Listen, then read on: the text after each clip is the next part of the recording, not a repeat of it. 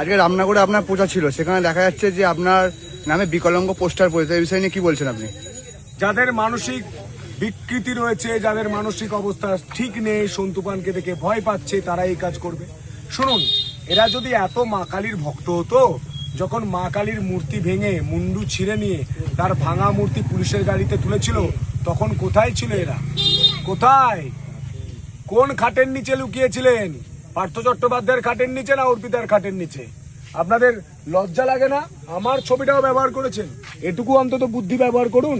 আমার ছবি ব্যবহার করেছেন, সেই ছবি থেকে বোঝা যাচ্ছে আমার গলা, আমার মুখ, আমার ব্লেজার, আমার জামা। সেখানে আপনি কি লিখেছেন? আমাকে প্রাণে মেরে ফেলার হুমকি দিয়েছেন। আর প্রশাসন, এত চটি চাটা প্রশাসন, এটা দেখার পরেও 24 ঘন্টা হয়ে যাওয়ার পরেও এই পোস্টার সরাতে পারে না। অথচ বিজেপি, আমি প্রমাণ করে দেবো যে আমরা 2 ঘন্টার জন্য একটা পোস্টার সরকারি জায়গায় দিই বা কোনো জায়গায় দিই, এসে সঙ্গে সঙ্গে খুলে নিয়ে চলে যাচ্ছে। চটি চাটা প্রশাসন। আমি নির্বাচন কমিশনকে বলবো, একটু ত্রিনয়ন খুলে দেখুন। বাংলাটা গোটা দেশের মতো নয়, বাংলাটা অলরেডি বাংলাদেশের মতো হয়ে গেছে। ত্রিনয়ন খুলে দেখুন, একটু শক্ত হন। এখনই যদি প্রার্থীকে খুন করার হুমকি দেয়, তাহলে ভোটের দিন কি করবে? লিখেছে বলি দেবে 4 তারিখ। আমি তো বলছি, কার কত দম দেখে নিচ্ছি। আয়, যারা এখানে পোস্টার দিয়েছিস, দেখে নেবো কে কাকে বলি দেয়। বলি দেবে, যদি হিংসার পথে চলো তাহলে আমি হিংসার পথে চলবো। সনাতন ধর্ম আমাদের শিখিয়েছে যে 99 বার পর্যন্ত ক্ষমা করা যায়, 100 বারে সুদর্শন চক্র ওঠে। সনাতন ধর্ম শিখিয়েছে যে যুদ্ধক্ষেত্রে যাই হোক চলবে বান, চলবে যুদ্ধ। আমাদের গান্ডিব আছে, আমাদের সুদর্শন চক্র আছে, আমাদের ব্রহ্মাস্ত্র আছে। আপনি খুন করার হুমকি দিচ্ছেন? আসুন, আমি এখানে বসে আছি, লড়াই হবে চোখের চোখ রেখে। গণেশ দা, কি বলবেন? এই ছবি কোনোদিন দেখেছেন প্রার্থীকে খুন করার হুমকি? আজকে আমরা যেটা দেখতে পাচ্ছি, তারকেশ্বর একটা মানে লজ্জা।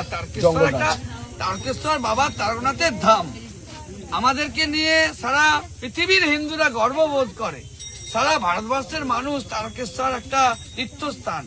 তো এই তীর্থস্থানে রামেন্দুর মতন এই রাবণটা যা শুরু করেছে, এটা বোঝাই যাচ্ছে যে মানে প্রচন্ড ভয় পেয়েছে। আর ভয়ের চোটে উনি বিভিন্ন রকমের ঘটনা ঘটাচ্ছেন।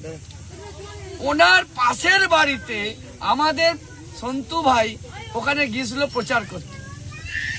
উনি হঠাৎ করে কি করলেন না, এসডিওতে বলছেন যে আমার বাড়ি ঘেরাও হচ্ছে।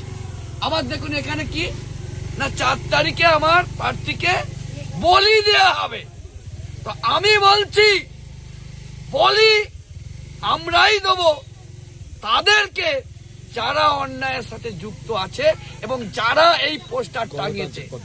আমরা এটা গণতান্ত্রিক পদ্ধতিতে এবং যে পরীক্ষা নিরীক্ষা পুলিশি মাধ্যম, তার মাধ্যমে আমরা এটা নিরীক্ষণ করে যথাযথ ব্যবস্থা আমরাই নেব 4 তারিখের পর।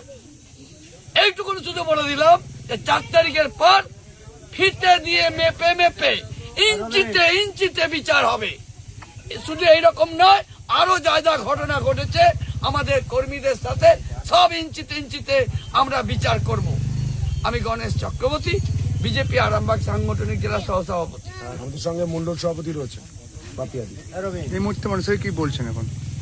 এটা একটা অভব্য আচরণ। এটা অপোজিশন যে পার্টি আছে ওরাই এটা করতে পারে, ওদের পক্ষেই সম্ভব।